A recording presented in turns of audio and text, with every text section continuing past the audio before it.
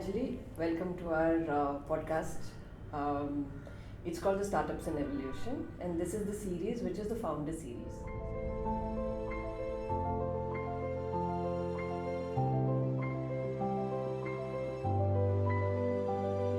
So let's start from the very beginning.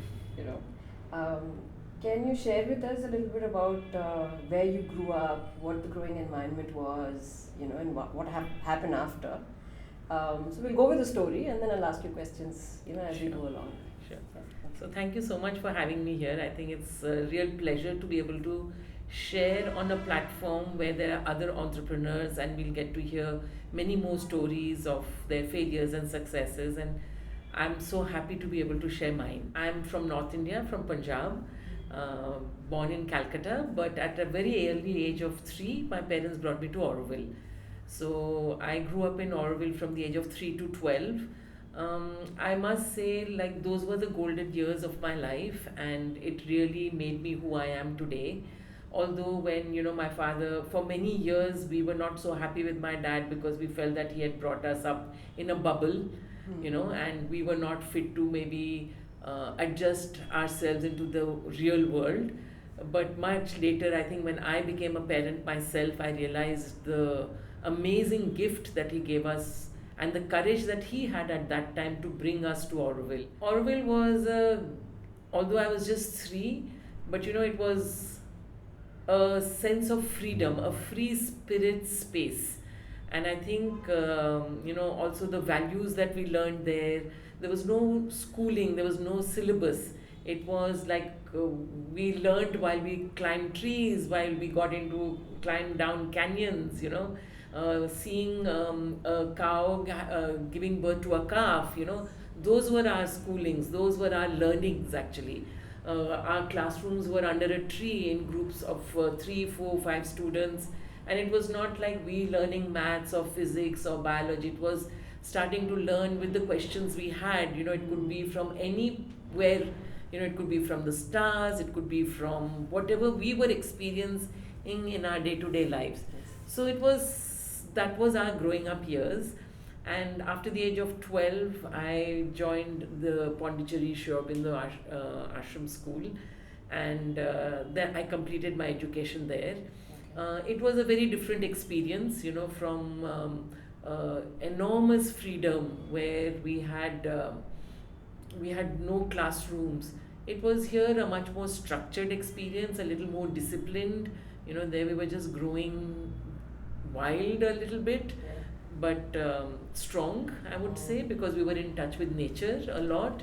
Whereas in the ashram school, it was more disciplined, it was more structured, which I think after a certain age is a requirement. A lot of emphasis was given on sports.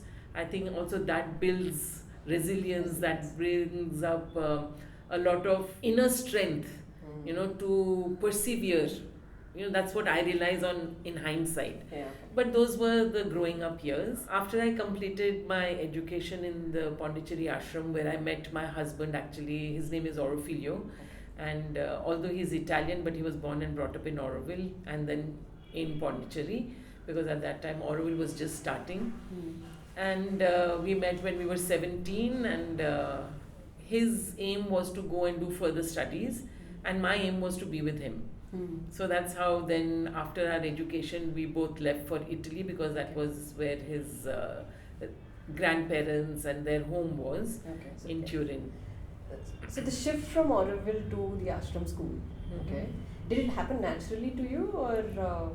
So definitely the transition was quite, it was challenging. And somewhere, you do feel that there is strictness, but when we were in the ashram school, I think it was more disciplined, but there was internally also a lot of freedom, because there was the free system of education. At a certain age, let's say at the age of 15, 16, you could actually choose the subjects you wanted to learn. You could choose the teacher you would want to learn that subject with, how many hours you wanted to spend on that subject, and who you wanted to have as your classmates. So I feel that was a huge freedom that was there for children to choose from. and at the same time it actually self motivated us, and it allowed us to do things that we were passionate about or choose subjects that we were passionate about. But we learned the basics. I mean, till the certain age we were doing maths, physics and chemistry, if I talk about myself. But then at a later age I was more into literature and art, and the creative aspect of me was also given space. So I feel that even though there was discipline and there was, I won't call it strictness, I would call it a certain discipline, but there was an internal freedom which gave you the choice to, and motivation to really choose what you would like to do.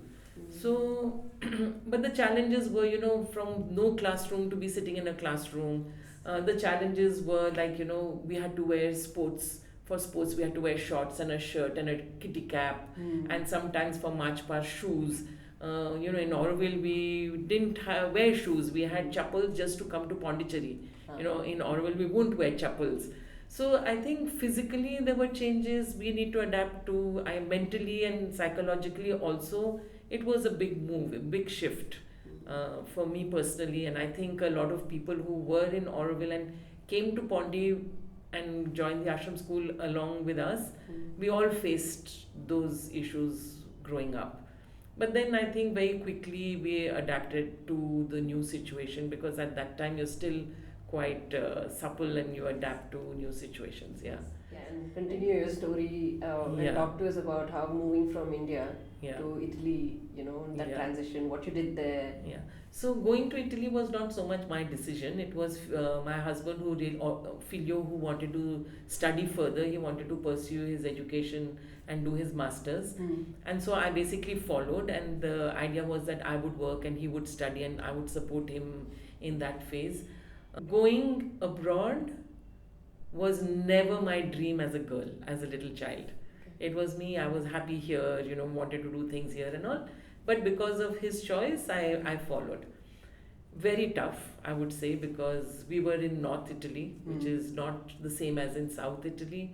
So it's more closed, people are less open, and it's very similar to maybe France. So very difficult to make friends. I had to learn the language. But for me, I was super lucky because I had Filio's grandmother, and she had just lost her husband, so she was a widow and she had a lot of time. So I would spend a lot of time with her learning the language. But at that time, everybody suggested that it wouldn't be a bad idea to, start working like a babysitter, so that becomes, which was really difficult for me. I come from a family where I was super spoiled, only daughter, youngest daughter. To start working as a babysitter, I felt as though it was not a prestigious job or career or whatever job, my first job. Yeah. And how old were you then? I was 23. Oh, that's also an impressionable Yeah, age. Also. yeah. Yeah. And also another thing which I found very difficult was your daily chores. You have to cook, clean, wash, and that was like, oh my God, what did I choose for myself? It was very tough. First 2 years, I must say, in Italy were very difficult, but then gradually I learned the language, and I was very fortunate to find a family who was looking for somebody who could speak in English with their kids, so that they have a conversation in English and they learn the language. So for me that was good, and but I had a lot of free time, and then during my free time we got an idea of why don't we do, because we needed money. And so the idea was, why don't we do Indian dinners at home? So that is what I started to organize, Indian dinners, and it was word of mouth. And people came to know that I was cooking Indian dinners, and they would book and they would come for dinner at home. We had a small apartment, and so I could take not more than 6 to 8 people at a time, so small groups. And over the years, over 3-4 years that I did this dinners at home, I got so popular because at that time in Turin, where we were living, there weren't any Indian restaurants, and we were the ones only offering Indian food, and India was a destination, especially for Italians. They love coming to India and all. So it became very, very popular, and I used to have bookings like 6 months so people had to book 6 months before to come and eat at my place. That's wonderful. that's where I really started seeing a little bit the entrepreneurial spirit in me, starting something at home. And then I would really feel homesick. And, for so many years, we didn't even have a bank account. We had a little envelope, so we would collect the money there. And I remember that I would collect just enough to buy myself a ticket to come back home. So that was a little bit our story when we started. And Filio also was working in an aquarium shop because that was his passion. In the ashram school, he was very much part of the aquarium department here, and they used to do diving and collecting fish for the school aquarium and all that. So he worked in an aquarium shop. So then from there, after 4 5 years in Turin, we thought of going to the US because that's where he wanted to finally go and do his masters. And it was he was not getting admission in any of the universities. They were pretty expensive and we couldn't afford it. And my cousin, who was at that time studying in Washington DC, she said, "Why don't you come to my university and why don't you try to get into university, and maybe I can get a scholarship for you because you know languages." Because by that time I knew French, I knew Italian, English. Obviously, we learned. Hindi is my mother tongue. And so I went and met her professor, and he said, "Yeah, if you are interested, we can help you with the part scholarship, and you can do international studies Yes, as part of your, your education, masters." And so we both thought that was a good idea, that we should both move to the US and I start studying, and then somehow we'll manage to find, for him as well, something. We come back home, and the second message in my answering machine is, "Hi Anjali, I'm Mr. Dasgupta from Milan, and we are looking at opening a chain of restaurants, and we have heard about you and what you are doing in Turin, and we would like to come and meet you." And so we both look at each other and say, "Well, is this a sign maybe that we need to stay on here and this is an opportunity for us?" And yes, indeed it was an opportunity. So this was a group of Italians headed by a lady called Esmeralda. She was the daughter of the person who started Bisleri water in India. So they were living in Bombay, and when they went back to Italy and when her father passed away, in his memory she wanted to open a chain of Indian restaurants in northern part of Italy. And so that's how I joined that group, and together we opened 6 restaurants.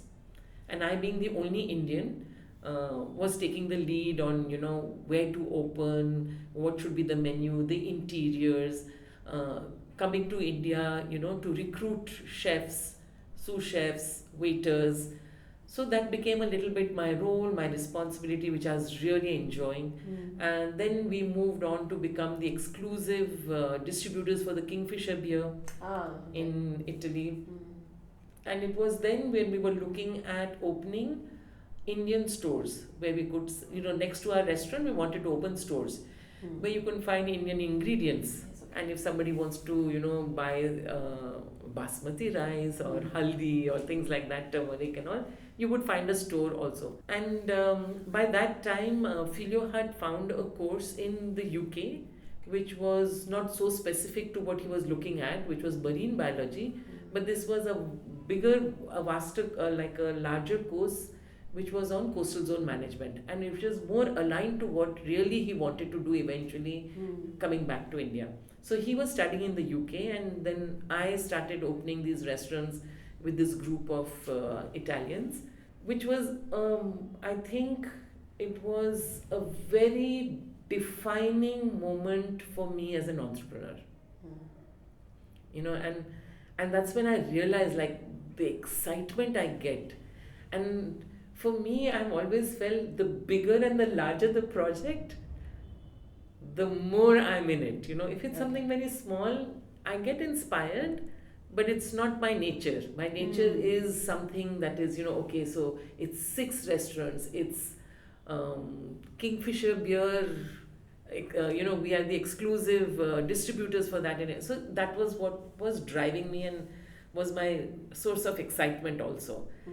And whilst I did that, I learned a lot.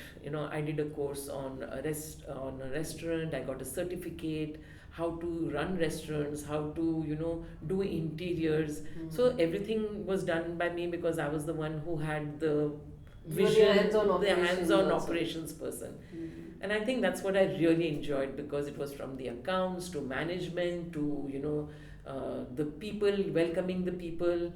And our first restaurant that we opened, like the first they had opened already in Milan, but the second that we opened in Turin, because I had already such a big list of guests who had come to my house, the day we opened the shutters for the inauguration, we had more than 1,000 people who had come for the inauguration. And like, my partners were shocked, like, what's happening? Mm. And the day we opened the shutter, from next day we were full.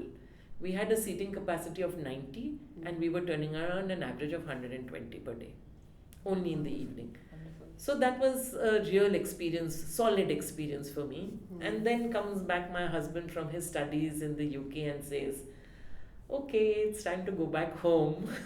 Interesting.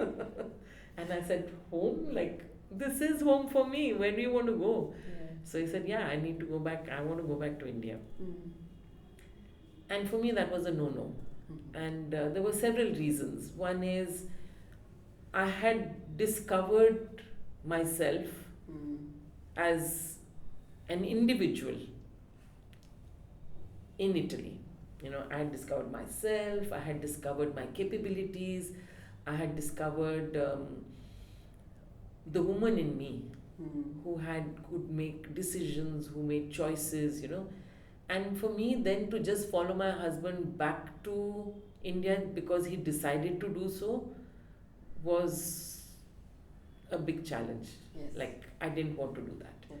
And also for me, Pondy had a certain image, a perception when I used to live here, like it's a small town, Mm.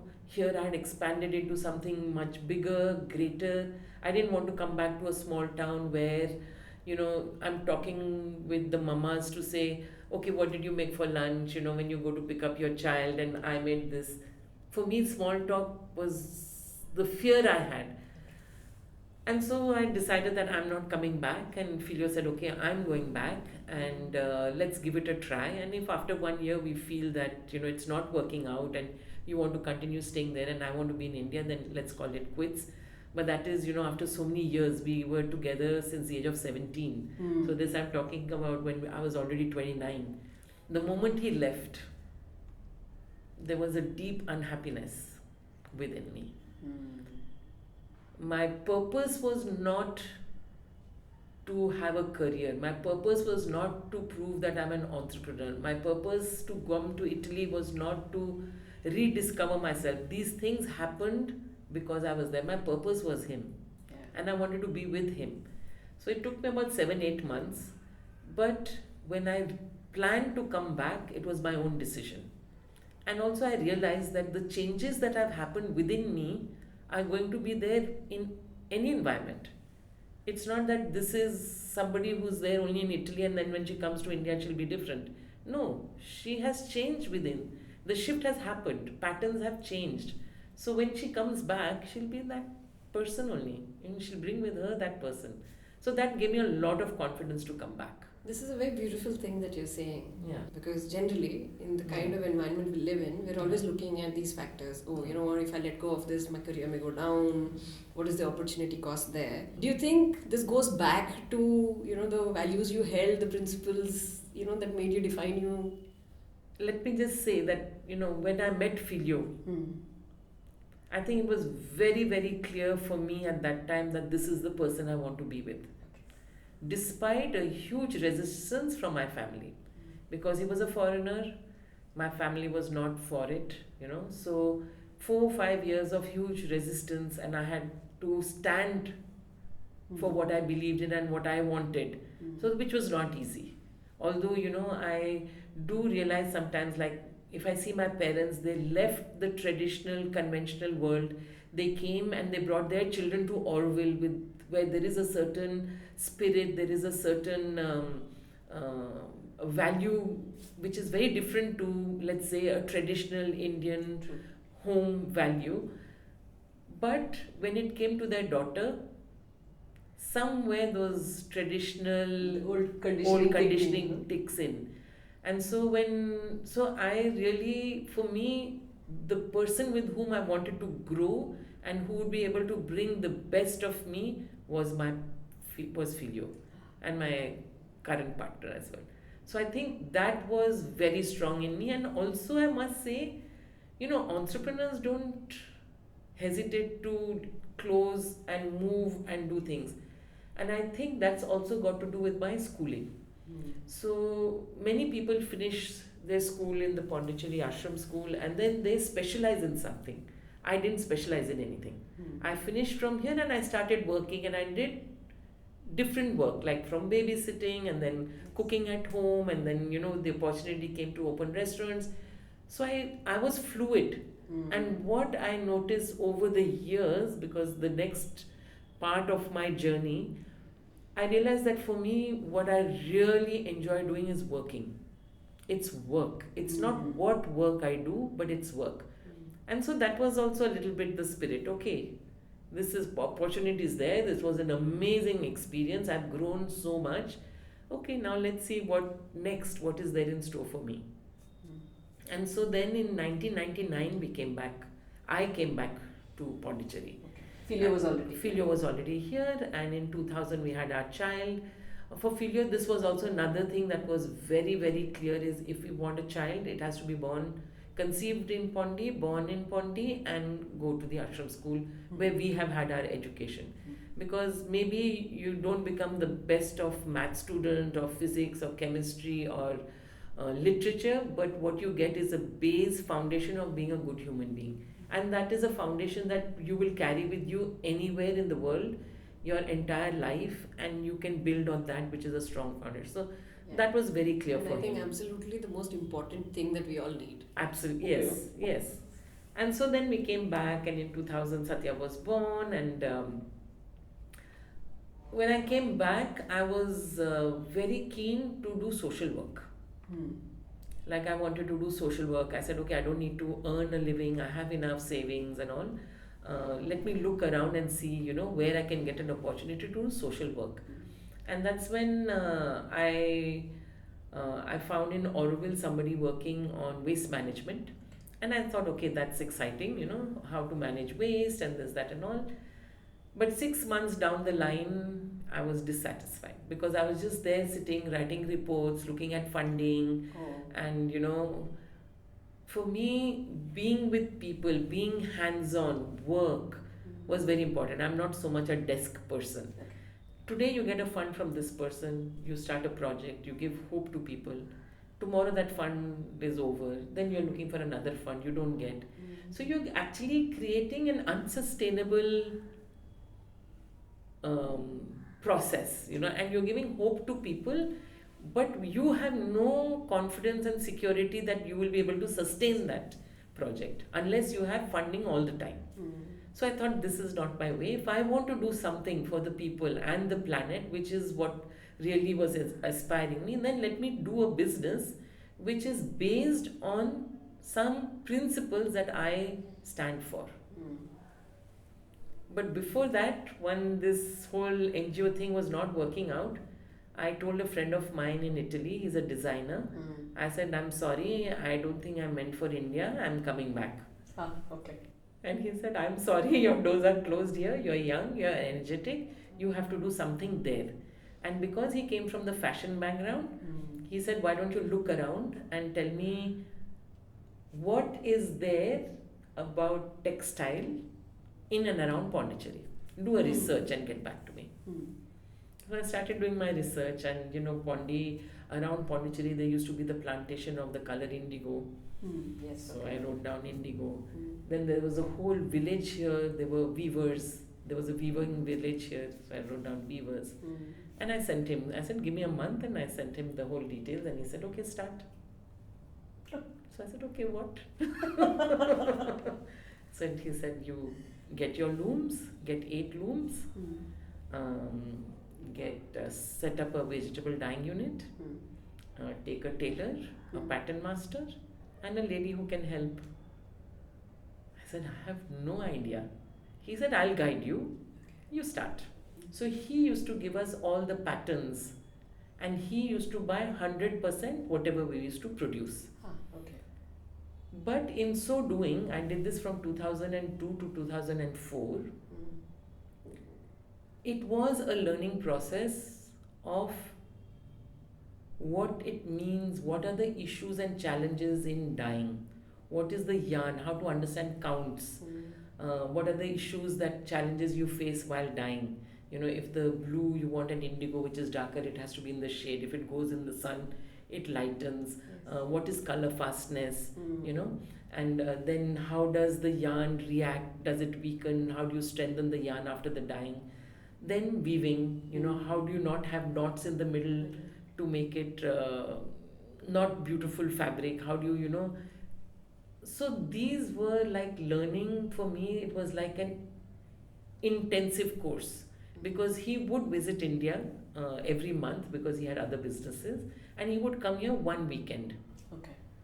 And that weekend, I would not know whether it is day, night, I have eaten, not eaten. It was just a crash course in understanding fabric, textile, dyeing, and production.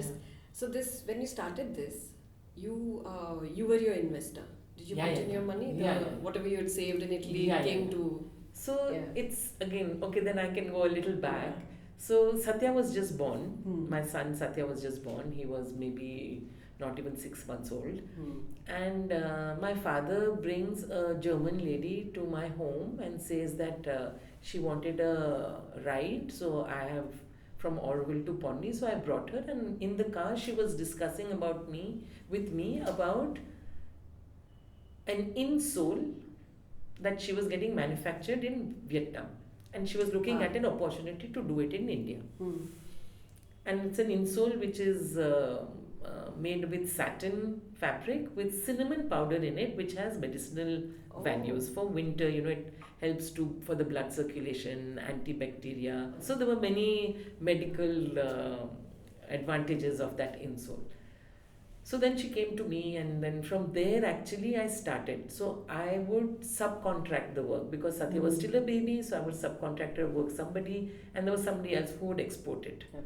Till one day a friend of mine, he was selling his little unit, and that was one tailoring machine, a table, and some other equipment. The whole cost was about 12,000 rupees. So that was my investment. I started my business with 12,000 rupees investment. So that's what I say, you know, as an entrepreneur, if you have an idea and a vision, you don't need money to start. You need to just start. And then slowly it grows because you have a certain vision and you want it to grow. And the most important thing is the purpose. If there is a purpose, then everything happens. And that's what I saw in my journey in the next chapter, where I started my company called Mandala in 2002. And we started with handloom, as I was recounting. And then in 2004, I started hearing about farmer suicide. And it intrigued me because I was buying the yarn, so I knew the entire process from yarn to final product. But what happens before the yarn, I didn't know. So I kept hearing, you know, here the farmers are suiciding, the cotton farmers. At that time, I had already 10 machines. From one machine that I had started, I had already got 10 machines, and I thought, okay, let me go and find out what is happening. And so I went to Telangana, Orissa, all these belts where, you know, Maharashtra, where the suicide was happening in a very big way. And I started understanding, you know, what is pesticide doing to the farmers, how they are getting trapped in the debt because they are taking loans. The weather is not being favorable. If there's a drought, they lose. And then they're buying seed, which is genetically modified seed. This is also the BT seed phase. So that reality hit me really hard. And actually it was sitting in a farmer's field whose husband had committed suicide 2 days before I reached there that I took a pledge. I said that henceforth, handloom, many people are doing. Vegetable dye, it's an artisanal thing. Many people are doing that. But if industry doesn't step up, then these cotton farmers have no chance. you know. And so I took a decision in 2004 that I'll move completely from handloom and vegetable dye to organic cotton, fair trade cotton, and see how I can build a supply chain in the fashion industry. Oh, beautiful. Beautiful. So that was the shift in 2004. Okay. And we had 10 machines. And so I came back, I told my husband that, that I've taken this pledge and I'm going to do organic and fair trade. And, what is fair trade? It's not fair wages, it is talking about living wages, it's not even minimum wages, So the whole concept, like I had read a lot. And at that time, like there was very, very few people who were doing it in India. And there were fewer brands that were moving into sustainability. So in some ways we were pioneers. We were stepping into something that was really, really new in the fashion industry, and people were just starting to talk about it. I just wanted to understand one, I think it takes a lot of, for want of a better word, grit to making a, resolution of that sort. Yeah. But the transition from what you were doing to trying to say that I'm going to do something which is completely sustainable, organic, at a time when it was very fiercely fear-driven, because it was, yeah. What are the challenges that you faced at that point in time? Also, how did it come by easy? So just let me tell you that it didn't, because I was very moved when I was sitting at the farm and I saw this woman distressed because her husband had just committed suicide, and I had, as I mentioned, I took an oath that I'm going to make a shift, move completely to organic, completely to fair trade, and take it up in the industry. Okay.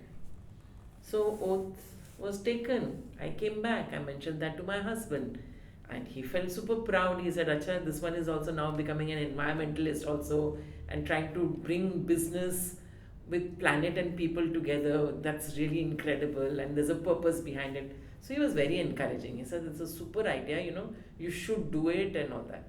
On breakfast table, this was discussed, and then there was silence. I went back to work, he went back to his work, and a couple of weeks later, he asked me, "So how is your cotton project going on?"